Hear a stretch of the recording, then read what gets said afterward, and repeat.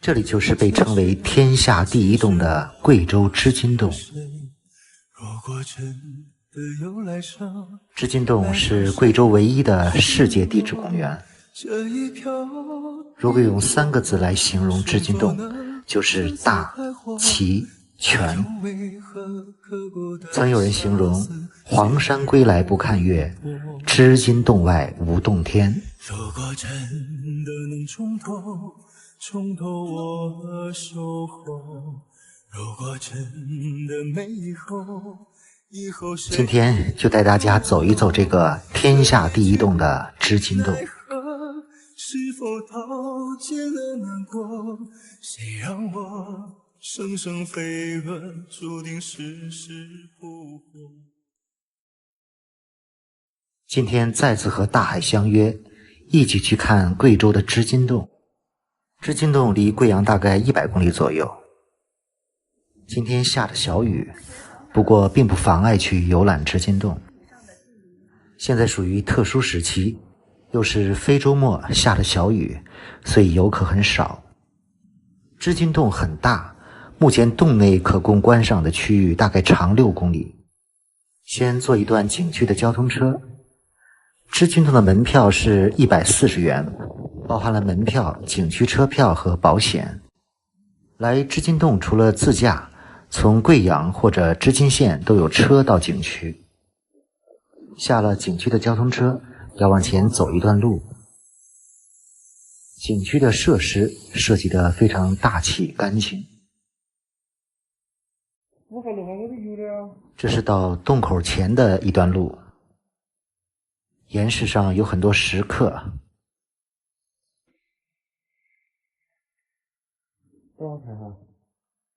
织金古洞冠世奇观。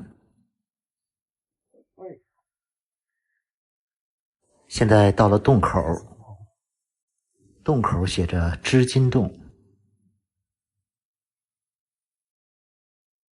这是望进洞中的第一眼。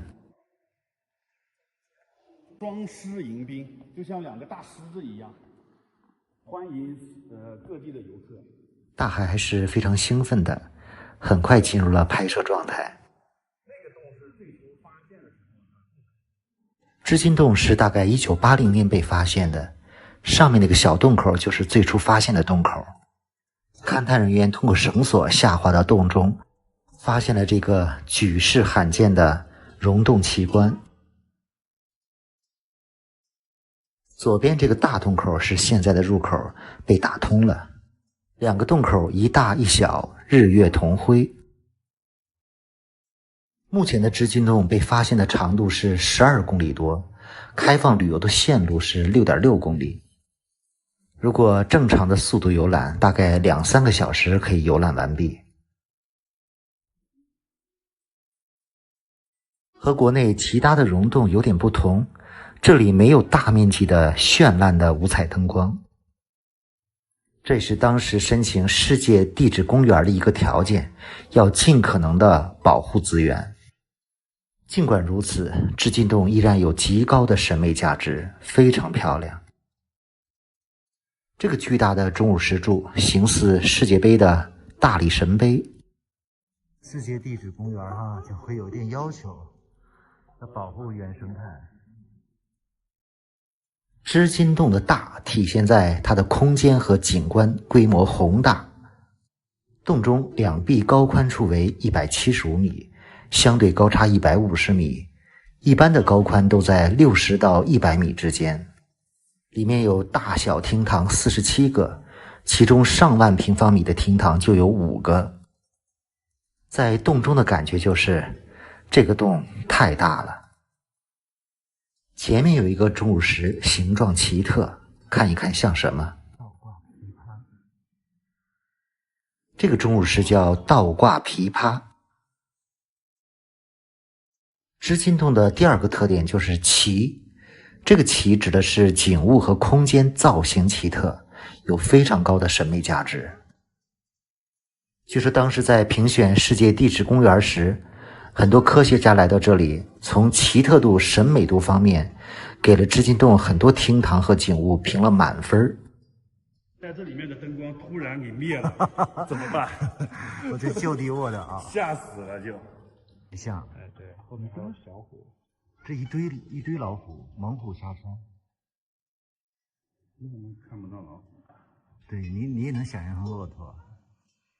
哎，说狮子的也行。先拍了吧。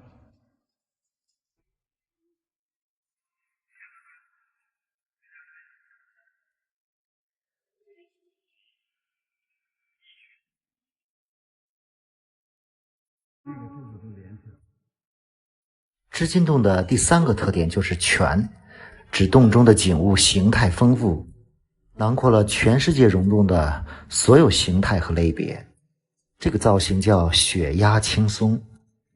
哦，这是铁树开花了，这是。浑圆状的石笋，浑然天成，10万年。这个剪影的造型是婆媳情深，能看出来吗？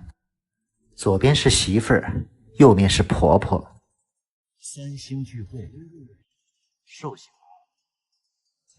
右边2个，因为那个形体更像。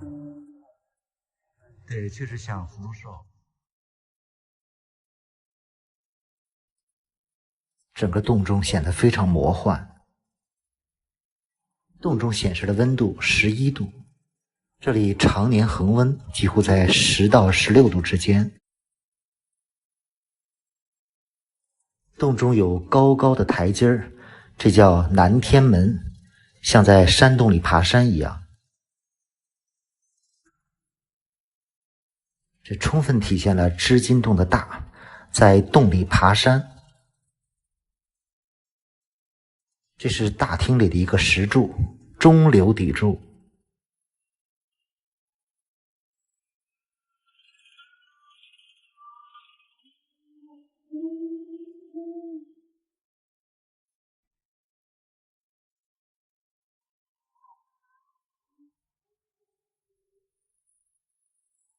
还要继续爬山。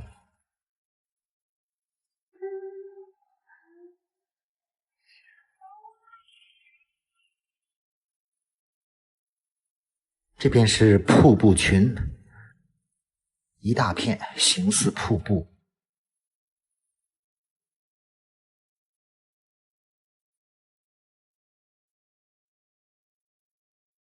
眼前这根细细的柱子叫擎天一柱，尤其是石柱上面非常的细，感觉轻微的一点外力就可以让它折断。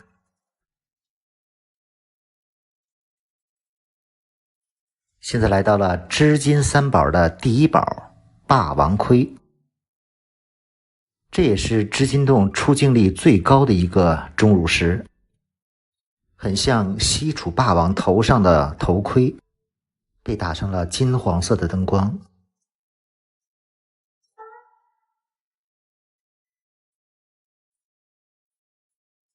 真的太漂亮了。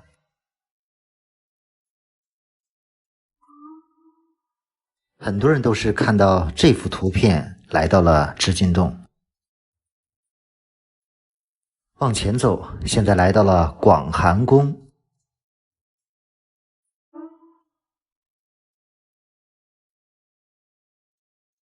现在广寒宫里非常的寂静，一起来找一找嫦娥在哪里。嫦娥就在前面，找到了吗？很小，我手指的这部分。这个嫦娥，这是相当于是一个人哦，嫦娥。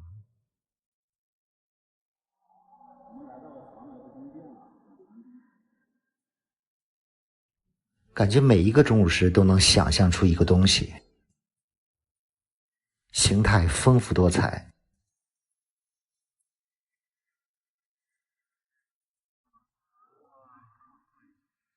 江山多娇，是大人工的这些都在里面。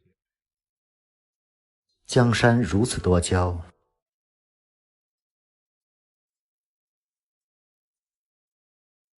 现在看到的又是织金洞的3宝之一，第2宝灵芝山。这个灵芝山贵在形态奇特，在其他的溶洞中是找不到这种形态的。难以想象怎么会逼成这样的形状。这个剪影形状的是如来佛，如来佛下面这个石柱的剪影更奇怪了，像是李时珍背着个草药筐。李时珍上山采药，哇，太香了，太香了。上边，这上好光滑。如来佛，前面这个景啊，看像不像一个老人背着竹筐上山采药？这是螺旋树。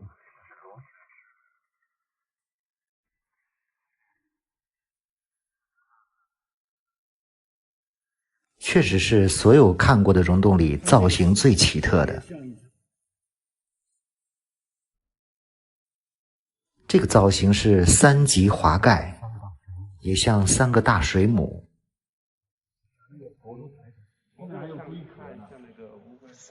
真是大自然的鬼斧神工。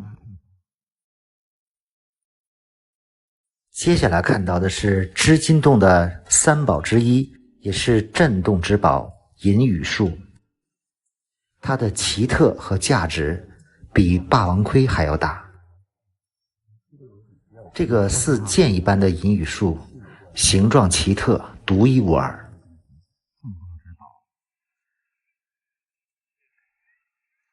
生长条件非常苛刻，所以是织金洞独有的。它不是一个简单的柱子，4到5万年形成，还在不断生长。旁边有一棵已经倒下的银羽树，这棵银羽树还在生长，4到5万年了。也许若干年后它也会倒塌。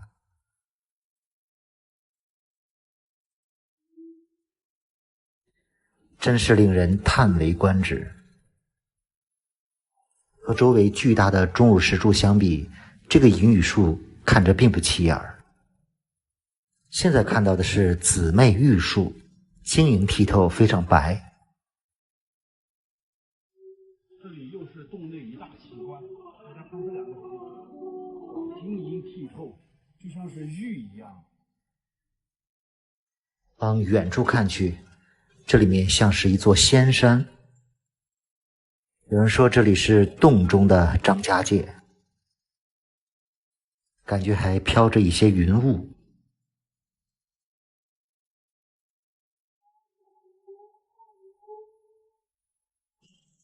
这真的是神仙待的地方啊！这又是一个奇特景观，掌上明珠，四周感觉都是要随时抢夺的强盗。确实很奇特，在一个破碎的石笋中重新长出了一个石柱。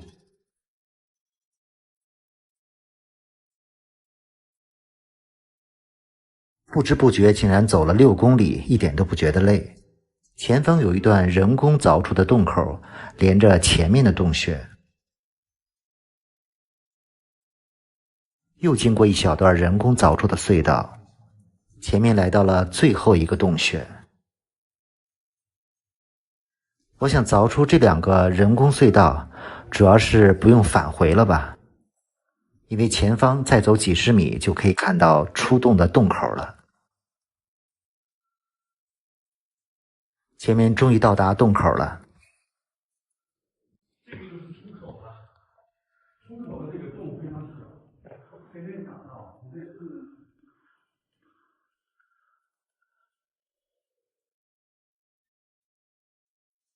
游览了2个多小时，完成了今天的织金洞之旅。确实是不虚此行，织金洞不愧为天下第一洞。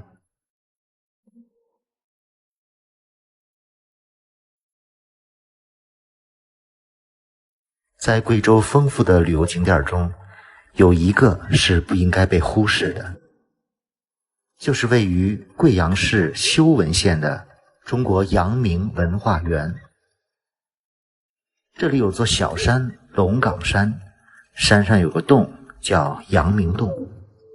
就在这里，诞生了令人高山仰止的阳明心学，也因此王阳明被认为是与孔子、孟子比肩的大思想家。阳明文化园在贵阳市的修文县，贵阳市区有通向修文县城的公交车，30公里，大约1小时的车程。修文县海拔1400多米，王阳明被贬，曾经在这里住过3年。这里也因为王阳明的心学变得非常有名。近几年贵州飞速的发展也和阳明文化有关。下了车走不远就来到了中国阳明文化园。这个文化园是4A 景区，里面的面积相当大，门口是知行合一广场和牌坊。今天特意请了个导游讲解。不受外界的这样一个干扰和污染，正心池是吧？对，保持自己内心的这样一个纯净的一个状态。和著名的书法家戴明贤亲自。作为和孔子、孟子比肩的大思想家、大圣人，现在很多人对王阳明了解知之甚少。这个园区现在修建得非常漂亮，主要景区有3大块：王阳明的雕像广场、王阳明纪念馆，还有阳明洞。这是广场中心的雕像，四周是个喷水台。这是个铜制的雕像，高15.08米，象征着1508年王阳明先生来到这里。知行合一，这就是王阳明最著名的思想。王阳明不但是个大思想家，还是哲学家、教育家、政治家、军事家，甚至是个书法家。这样的全才在中国历史上也是极其少有的。前面一块巨大的真3不朽石，这块石头从哪里弄过来的呀？太行山路。太行山路啊？对，它有152吨。哦，152吨的大巨石，看着就像是一幅画哈。就像一幅。你看里面有人有景哈，你看右面一个，还真像一个仙风道骨的一个。就来到这里的每个人就觉得什么江湖河海。对，确实都能看出来。对，真。简单参观完广场，现在来到了王阳明纪念馆。在这里可以了解到王阳明先生的一生及丰功伟绩。当代书法家哈。进入第一个房间，墙上有很多对王阳明先生歌功颂德的匾额。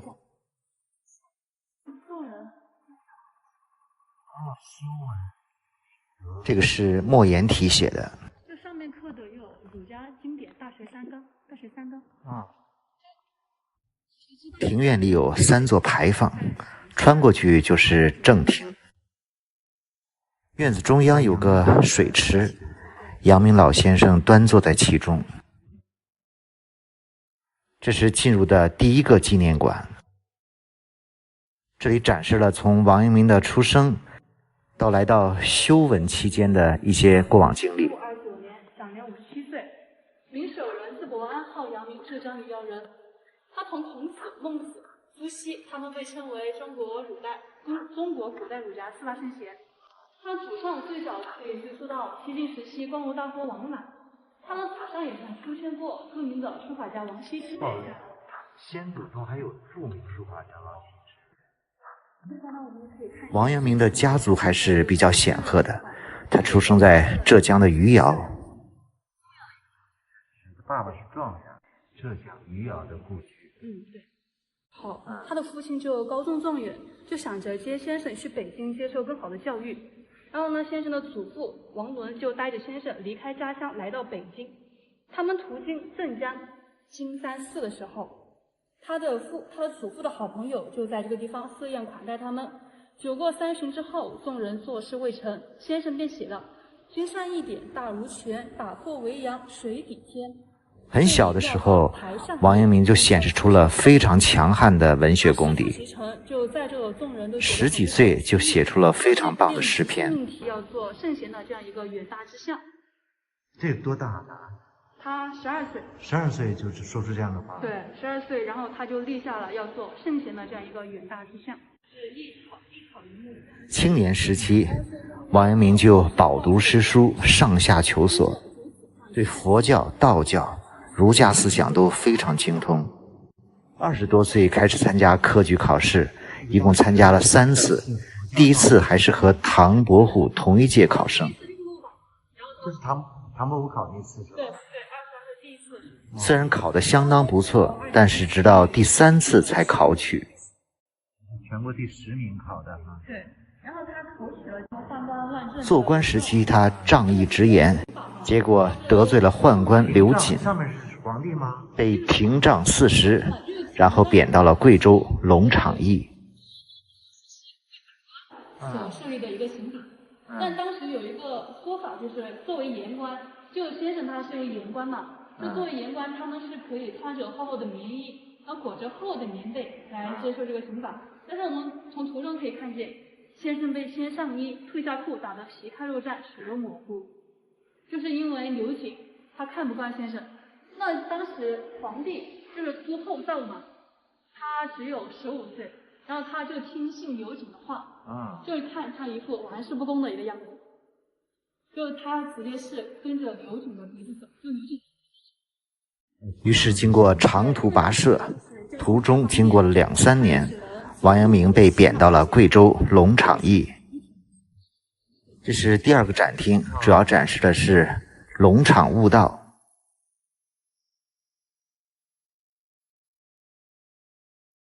王阳明是被贬到了贵州的龙场驿做个小官，像是招待所的所长啊，等于被贬到这儿来了啊。对，龙场驿。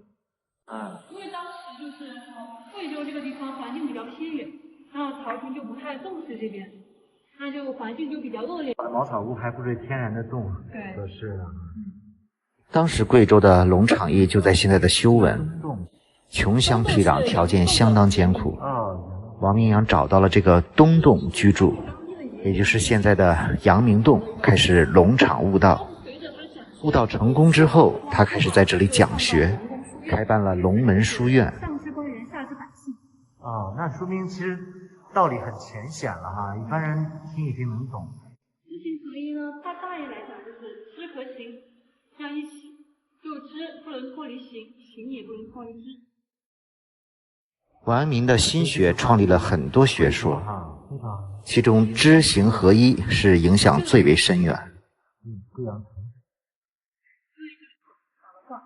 就见到自己的父母，自然应该知道孝敬；见到自己的兄长。随着王阳明心学的建立和讲学的影响不断扩大，在贵州生活了3年，开始调任离开了贵州，开始了他不断的升迁之路。王阳明是真正做到立德、立言、立功的3不朽圣人。中国历史上能做到真正3不朽的只有2个半人，一个是孔子，一个是王阳明，还有半个是曾国藩。可见王阳明是历史罕见的全能大儒，上马能战，下马能文。在历史上，他战场上立过3次大功，可以说是非常棒的军事家。晚年他辞官回到了老家，后来又被征召，56岁再去前线剿匪，最后在回乡的途中病逝在一条小船上。病逝于江西南安青龙府的一条小船之上。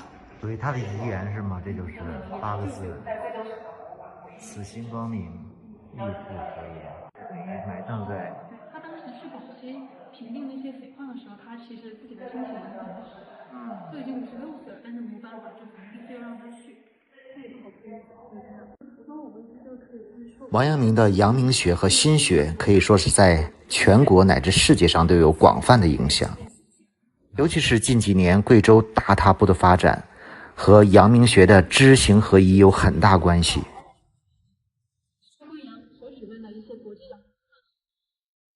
参观完纪念馆，了解了王阳明的一生经历后，来到了后面的小山。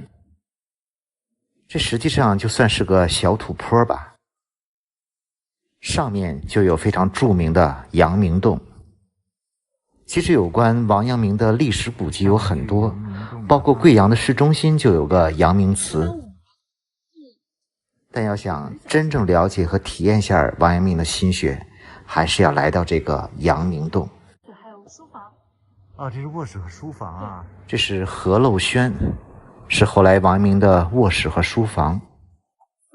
分别是1981年还有1996年。但是位置就在这儿，这是算是卧室吗？以前的这个位置。啊，卧室和书房哈。哎，对。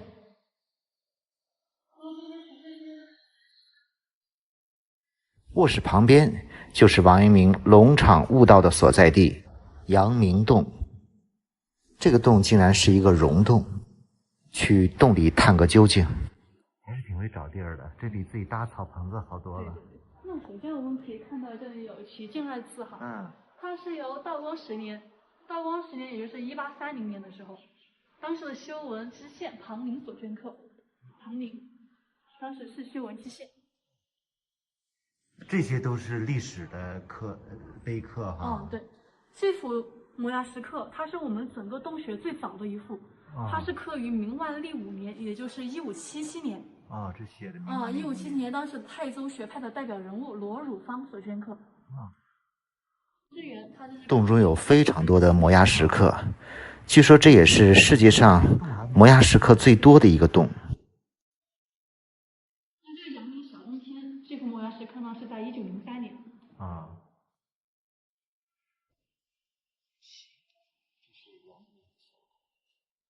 然后留下了这幅作品阳明小洞天。因为我们知道贵州是典型的喀斯特地貌嘛，对。然后我们头上居的是钟乳石，它就会源源不断的滴水，所以说你看我们现在这些地方还是比较潮湿的。那今天都还比较干，再往几天进来，它直接全是湿的，你看这里还在滴水。那当时先生呢，他就找了一个没有钟乳石的一个地方，就里面作为他自己的居所。这里面还有洞啊。对。这里的。那当时他就居住在这个地方。这个地方。这就是著名的龙场悟道。你看图上。对，它没有钟乳石。它和外面的石头不太一样。对。它就不会滴水，然后再加上我们这地方，它有一个洞口，就比较通风。它有3个洞口嘛。这个天然的大房子它比较通风，然后这个地方。确实是通风两边。这个地方就比较干燥，然后没有任何潮湿。对，这像贵州、贵阳这种地方很潮湿，这个通风还蛮重要的。这卧室选的不错。然后。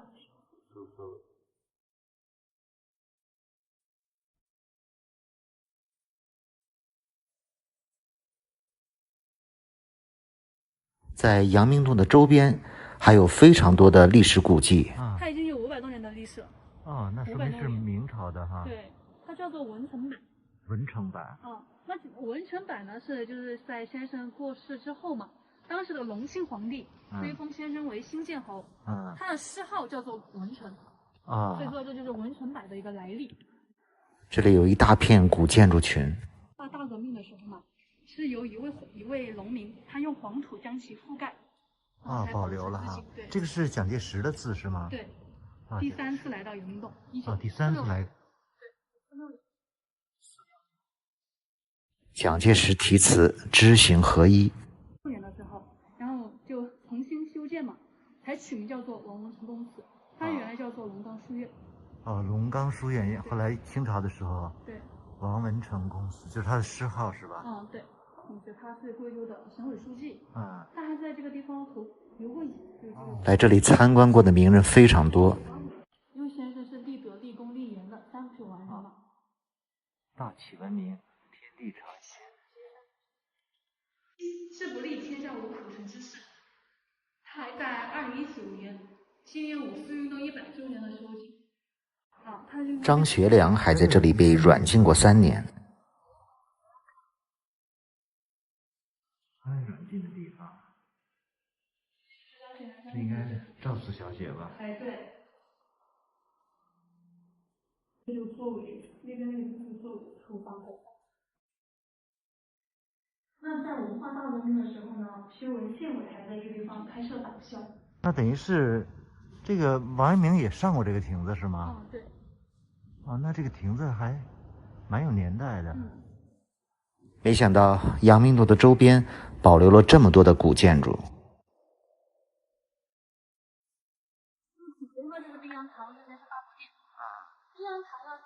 先生招待客人的一个地方。啊，这是先生的一个客厅。这里曾是王阳明的客厅，宾阳堂。就源自于尧典“迎宾日出”，就相当于我们迎接客人要像迎接宾阳堂是吧？对，宾阳堂，那还是相当不错的啊。对，他还是经过了几次的刻。但就不知道是这里还有个大佛殿，里面有佛吗？里面有佛像，对，里面有2尊佛像。这是藤树哈，500多年。就用黄金藤打人嘛，就伤皮肉，不伤筋骨。哦，就是那个哈，黄金藤。王阳明文化园整个园区非常大，主要的景点都转了一遍，大概3个小时。一路上非常感谢这个小妹妹的解说，通过今天的参观可以说是受益匪浅。这里是贵阳的天河潭景区，这里融合了山水、瀑布、峡谷、天坑、溶洞等多种自然奇观。这里有贵州山水浓缩盆景的美誉，一日之内便能游览各种美景和自然奇观。这里被称为黔中一绝。今天带大家深度游览一下这个天河潭。天河潭景区位于贵阳的花溪区，这里交通很方便，有公交车直达，通票80元，包含了车费、船费和各个景点的费用。如果不坐景区的交通车，不去溶洞，只看看瀑布，价格会便宜很多。天河潭是国家4A 级景区，这里打造的规模不小，这里有酒店、美食街，甚至有奥特莱斯。如果时间充裕，其实可以在这里住一晚。先坐景区的交通车去码头，这段路没什么风景，如果走路大概20分钟。来到了码头，我选择了先坐船去溶洞。天河潭这边的湖水非常的绿，我是第一个到景区的，所以景区里还没有什么人，而且今天是个难得的晴天。小船驶向前方，前面有一个洞口，从这个洞中进入。船行两岸，风景很美。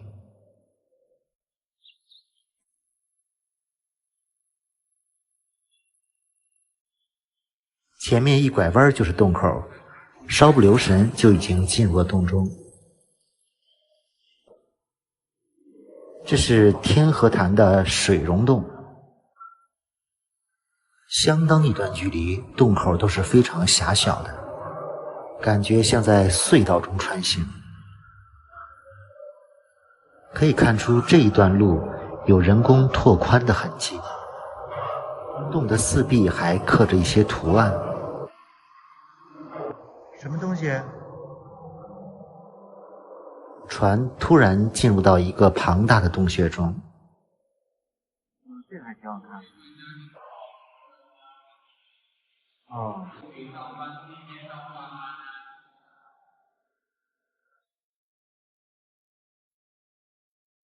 中间一段的水中溶洞，空间非常大。哇，这个好看。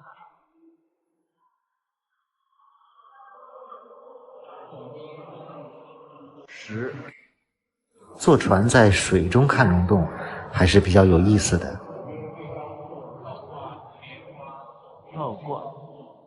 倒挂石莲花。船夫一直在介绍洞中各种各样奇形怪状的钟乳石。这水深30多米。哦。小三峡。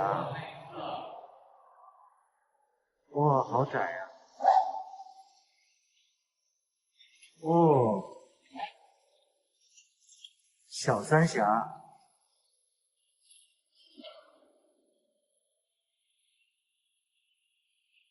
哇，漂亮。哦，终于出来了。哦，豁然开朗。在水中溶洞大概游览了10几分钟，出来了一个大洞口。船夫把我送上了岸，掉头回去。非常喜欢这块的景色，碧绿的潭水，四面都是高山，这里仿佛是一个大的天坑。到这里，游客有2种选择，去溶洞的继续参观一个大溶洞，如果不想参观溶洞的，就去看瀑布。我买的是通票，包含了这个大的溶洞。应该是个旱洞。溶洞就在这个深潭中的一个大洞口。这是去大溶洞的路，抬头可以看到这个大天坑。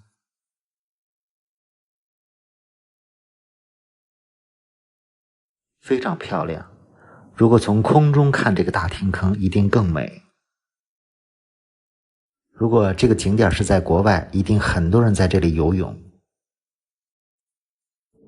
前面就是大溶洞的入口，天上人间。这个溶洞叫天上人间。这是洞口，进来像是个大厅，空间非常大。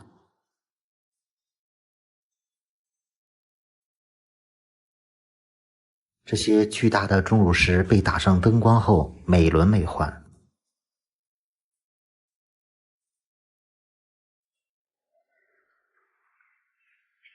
因为今天进园时间早，所以现在只有我一个游客。这个溶洞全长大概1800多米，我准备一个人走完。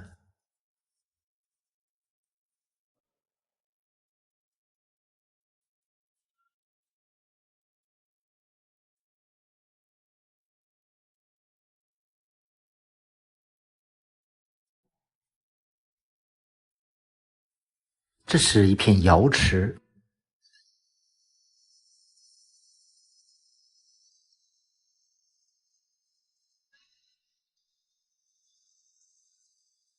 溶洞里凡是打光的位置，你都可以发挥自己的想象。这个洞中的道路总体比较安全，基本也不会迷路。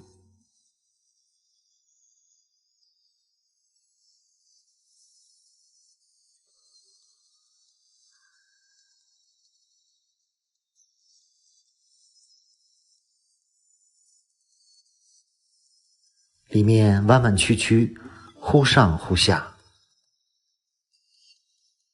这里的钟乳石千姿百态，这个高度有20-30米了。这些钟乳石可能经过几十万年才连接在一起。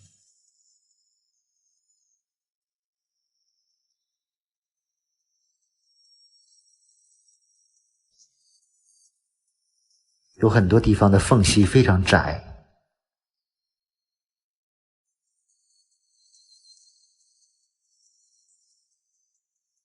这又是一座天宫。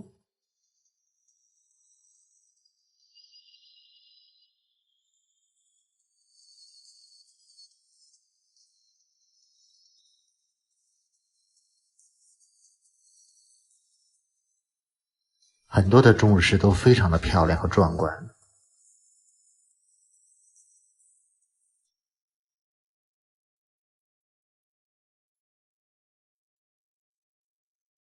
现在来到了银河宫。这个银河宫的宫殿面积非常巨大，洞中只有我一个人，非常的安静。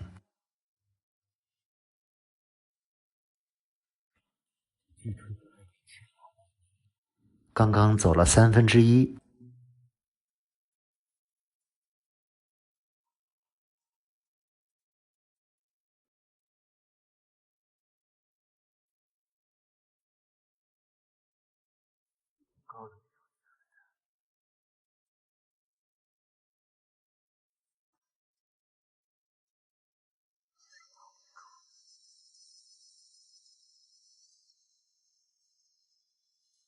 贵州有很多著名的溶洞，最知名的应该算是织金洞了吧，有很多网友也推荐我去。前年我曾经去过黄果树旁的龙宫，也是一个有水洞和旱洞的地方。这个天河潭最好的地方，第一是交通非常方便，另外这里的风景可以说集大成，一天就可以看到很多风景，不愧为贵州的盆景。现在来到了大佛殿，这里比较亮堂，终于有工作人员了，他们在这里拍照。这个大佛有点像乐山大佛。已经接近出口了，最后一段路，非常蓝色梦幻。最后一个开阔的溶洞，前面终于快到出口了。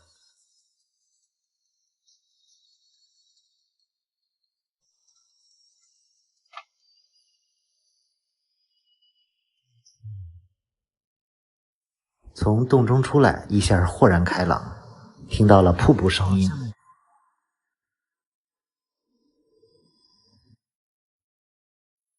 去下面的瀑布看一看。下面是百步桥，这里一层一层的有好几层瀑布，最大的瀑布是卧龙瀑，还有卧龙湖。还有水车，非常好的田园风光。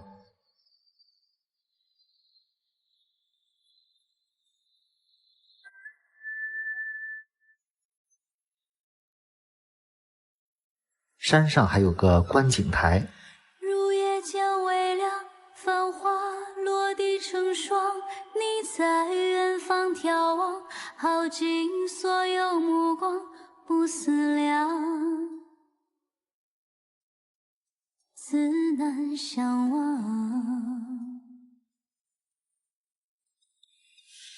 遥遥桃花凉，前世你曾设下这一海情茫茫，还故作不痛不痒不坚强。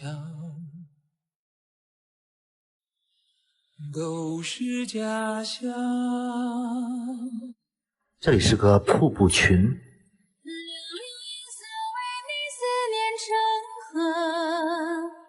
化作春泥呵护着我，浅浅岁月覆满爱人袖，片片芳菲如水。这里有非常好看的大草坪和一些乐园。一山花色落入凡尘，深情着我。深夜一度情结难了，这旧的心还有几分前生的恨，还有几分前生的恨。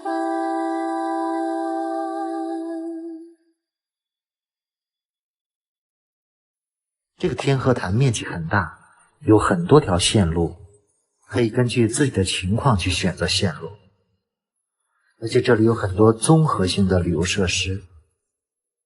这是门口的天星湖，据说晚上这里还有非常漂亮的水秀、喷泉表演，不过近期这些表演暂停。这里甚至已经发展成了一个旅游小镇，各种设施都有，也算是个适合合家欢的地方吧。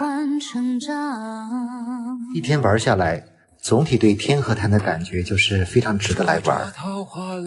如果有机会来贵阳，可以到这里看一看。因为这2天贵阳疫情的关系，去景区游玩变成了比较困难的事儿。感觉很美。今天大海说带我去一个很美的地方，让我见识一下。这里宛如欧洲的古堡一样美丽。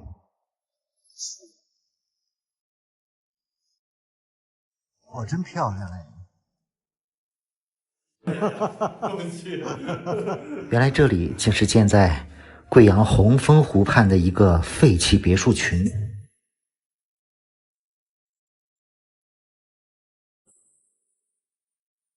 这么美的地方，为什么有这么一大片废弃的别墅呢？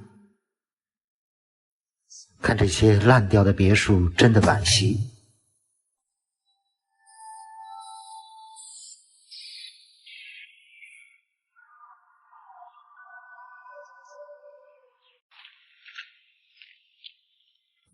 这里是贵阳市红枫湖畔的兴隆半岛，名字就非常美，红枫湖。这里离平坝的万木樱花园也不远，但今天不是来看樱花的，是来看这里美丽的别墅的。哇，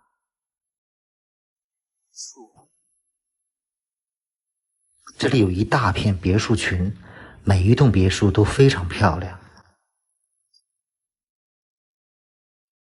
可是走近一瞧，这里都是破败的房子。看一下这个废弃别墅，今天和这个刘哥一起过来啊，我俩探一下，探秘啊。哇，真漂亮哎！这里的别墅外观非常欧式，非常美，但都已经被废弃了。进去看一看。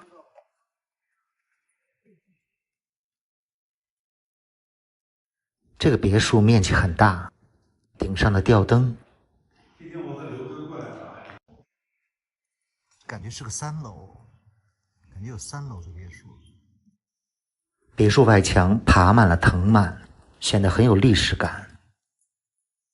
这是另一栋别墅，装修的还挺好啊，地上铺的地毯。都给塌了啊！在这里面好空旷啊，然后这里是一个吧台。天哪！看看这个房顶，稀巴烂了，阴森恐怖啊！今天还下点小雨，看看窗外的景色吧。去里面的卧室看一看。大海说上次自己一个人过来都不敢进来，会有人吗？据说这里曾经是贵阳最美的别墅，这里的空气非常清新，环境确实很美，每一个造型独特的别墅掩映在树林之间。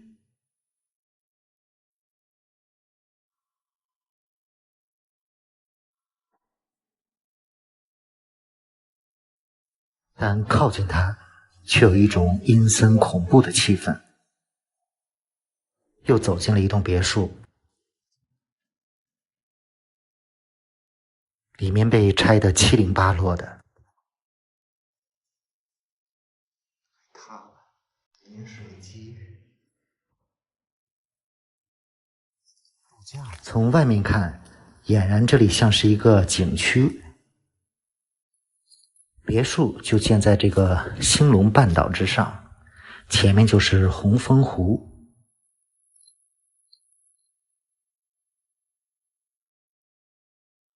好一派湖光山色。如果住在这个别墅里，真的是活在人间仙境了。走在这荒无人烟、废墟的别墅群里，我竟然一点都不害怕，还觉得非常美。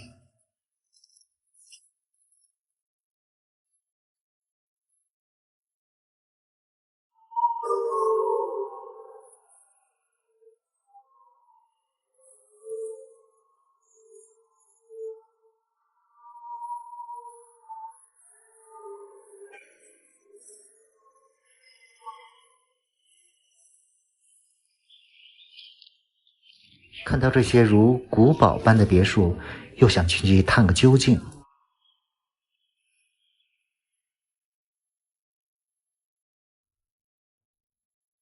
地上落着厚厚的树叶，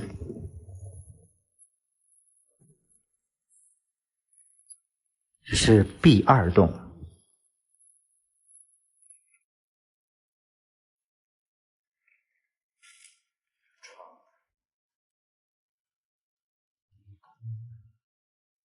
俨然这里已经住过人了。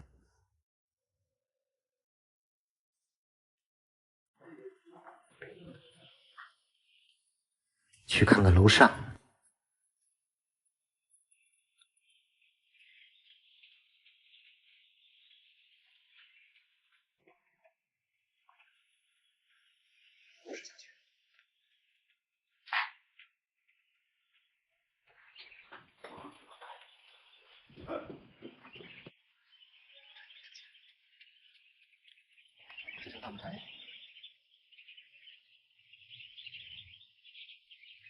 据说以前很多人到这里来拍婚纱照。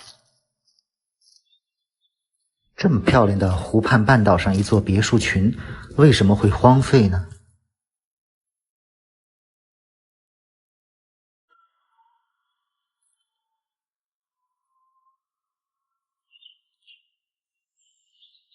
很多别墅的墙上爬满了绿藤青苔，非常像童话中的小木屋。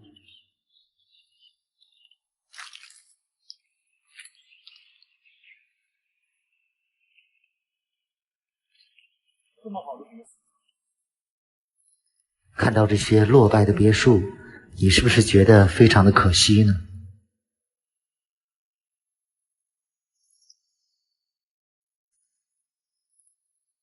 前面的湖边还有一座建筑，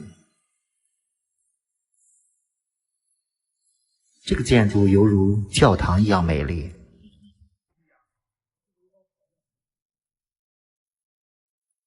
建筑紧邻湖边，非常美的风景。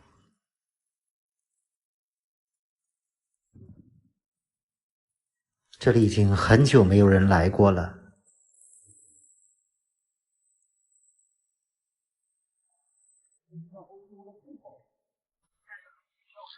大海仿佛像导游一样，在这里讲述着每一个别墅的故事。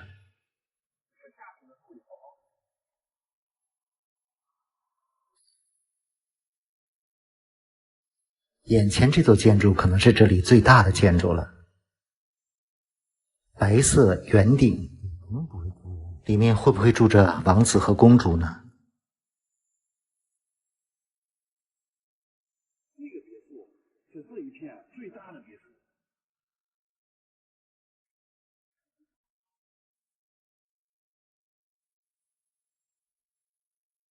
猜一猜这个建筑是做什么用的？这里位置绝佳，旁边就是红枫湖。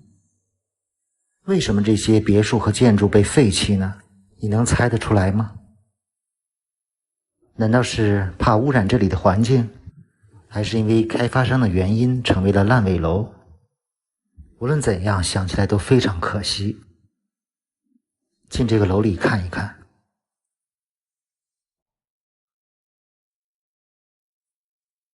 3号楼。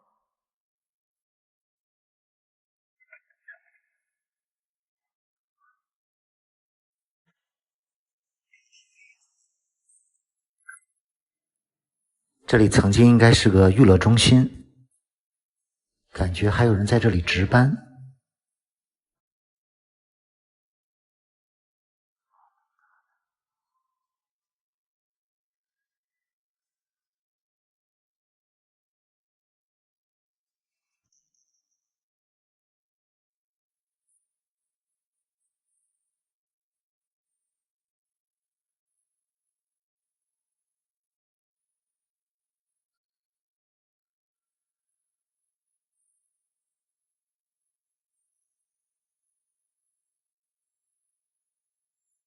很显然，这里以前曾经营业过。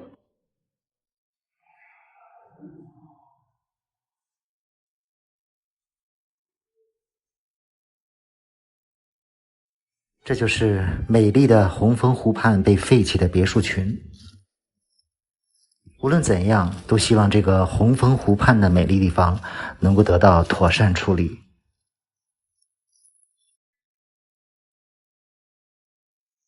这里是最近2年贵阳的一个打卡地，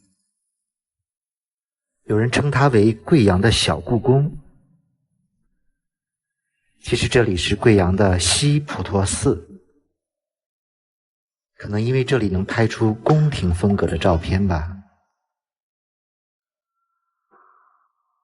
在它的旁边是贵阳4A 级景区泉湖公园。今天带大家打卡这2个地方。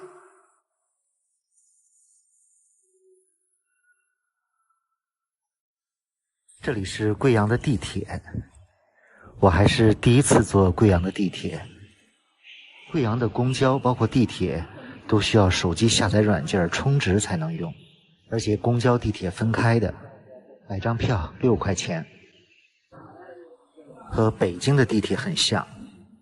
今天坐地铁去贵阳的西普陀寺和泉湖公园看一看。这是地铁的泉湖公园站，一出来看到一个巨大的寺庙，这个寺庙叫西普陀寺，真大呀！进寺庙里看一看，没想到这里竟然这么大。先是天王殿，往里面走一走，转一转。这个西普陀寺规模宏大，中轴线上有4个大殿，感觉金碧辉煌的，像走进了紫禁城。据说西普陀寺被称为贵阳的故宫，非常红的打卡点。这是天王殿后面的一组建筑，左手边是鼓楼，也是伽蓝殿。这是第2座大殿，大悲殿。广场中间有个大肚弥勒佛。大殿右侧是钟楼，钟楼下好像是几棵樱花。从这个角度拍照非常漂亮。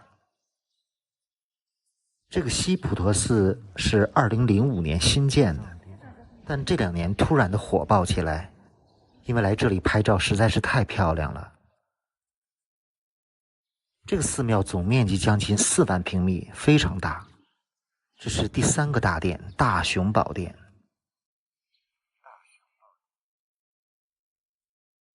据说普陀寺的前身是白云寺，有300多年的历史。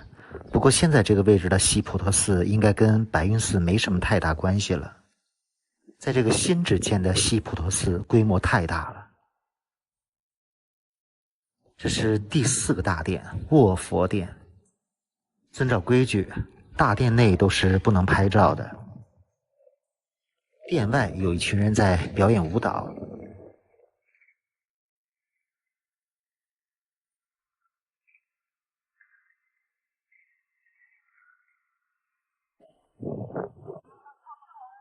这个卧佛殿和藏经楼高度非常高，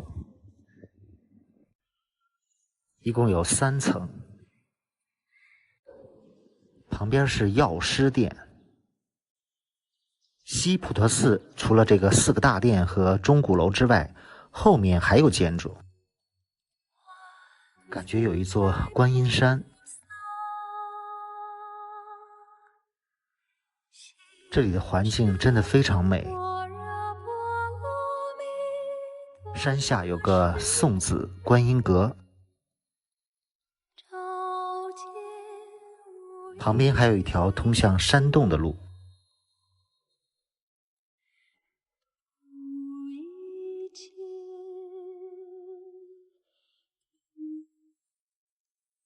上去看一看。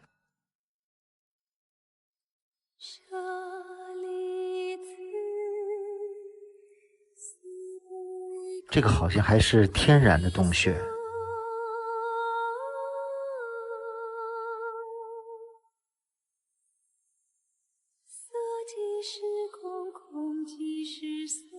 里面也供奉着一些佛像。西普陀寺四周的建筑也非常有风格，有一些似乎是作为僧院，黄色建筑非常美。难怪有这么多人来这里打卡拍照，确实非常上相。现在还是樱花季，更漂亮了。西普陀寺的旁边就是泉湖公园，这是公园里一个非常醒目的建筑。这个泉湖公园和西普陀寺都是免费的，而且这里是4A 级景区。我们到公园里转一转。贵阳有不少这样的城市公园，建设的都非常漂亮，很多都被评为了4A 级景区。泉湖公园应该属于贵阳的白云区，和离它不远的关山湖一样，都非常的干净美丽。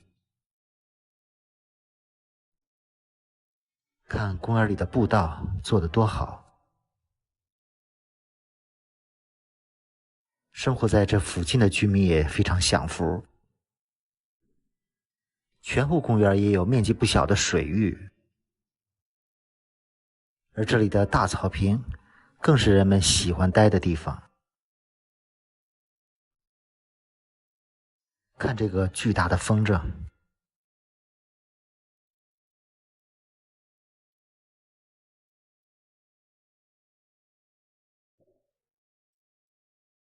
很多都是全家出动，在这里休闲娱乐。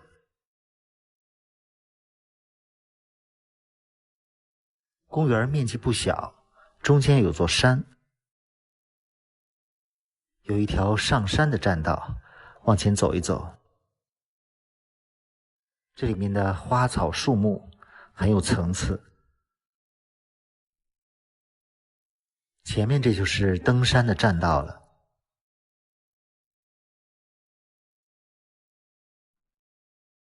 山看上去不高，登上去看看什么样子。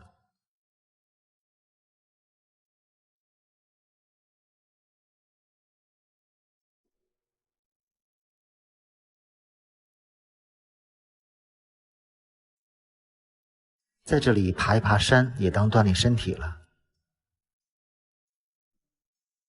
看这山上的树，还五颜六色的。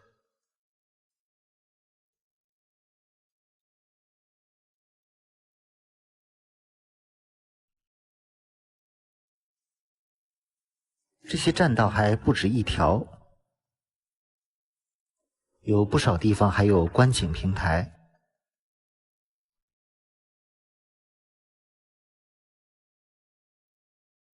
附近的居民区，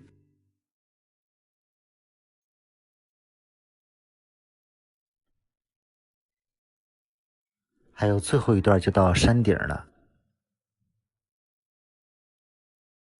前面就是山顶了。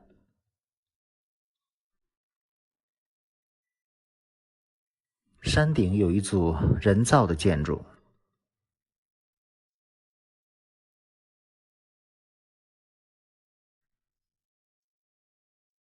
还有一个大圆镜。从山顶望向整个泉湖公园，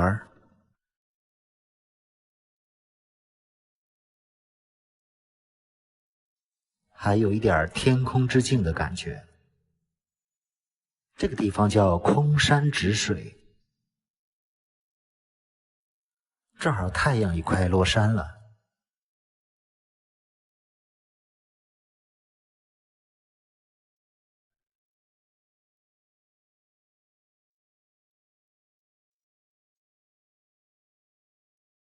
不过虽然可以看到日落，但是景色比较一般。准备下山了。这个建筑叫云楼。泉湖公园的门口有个商业区繁华里，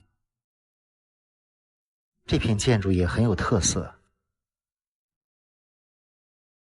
有很多的餐馆、娱乐中心。准备在这里吃点东西，还是来个汉堡王吧。这里的餐厅环境都不错。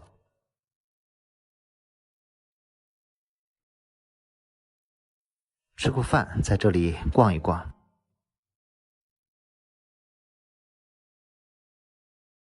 这边晚上的夜景也不错，有机会可以来西普陀寺和泉湖公园转一转。